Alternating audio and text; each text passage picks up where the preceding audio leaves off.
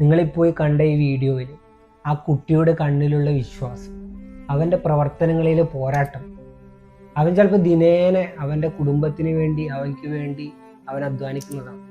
നമ്മളെപ്പോഴും നമ്മളെ സിറ്റുവേഷൻ ഒന്ന് കമ്പയർ ചെയ്ത് നോക്കണം. ഇതുപോലെയുള്ള ജീവിതവും ഇതുപോലെയുള്ള പലരുടെ ജീവിതങ്ങളും നമ്മുടെ ജീവിതം ഒന്ന് ജസ്റ്റ് കമ്പയർ ചെയ്ത് നോക്കണം. എത്ര അനുഗ്രഹങ്ങളാണ് നമുക്ക് ജീവിതത്തിൽ കിട്ടിക്കൊണ്ടിരിക്കുന്നത് ദിനേന.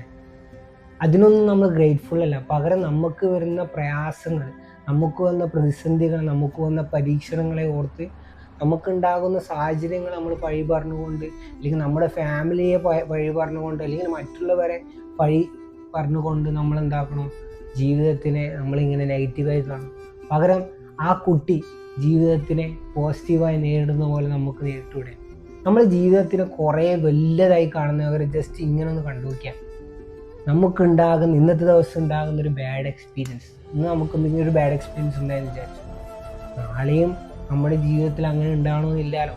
നമ്മുടെ ജീവിതത്തിൽ ഒരു മാറ്റം ഉണ്ടാവും. അതുപോലെ നമുക്കൊരു സന്തോഷം ഉണ്ടാകുമ്പോൾ ഈ സന്തോഷം ചിലപ്പോൾ കുറേ കാലം ഉണ്ടാകണമെന്നില്ല, നമുക്കൊരു ദുഃഖം വരാം. ഇങ്ങനെ ജീവിതത്തിലൊന്ന് കണ്ടു നോക്കിക്കഴിഞ്ഞാൽ കുറേ കാര്യങ്ങളെല്ലാം എളുപ്പം.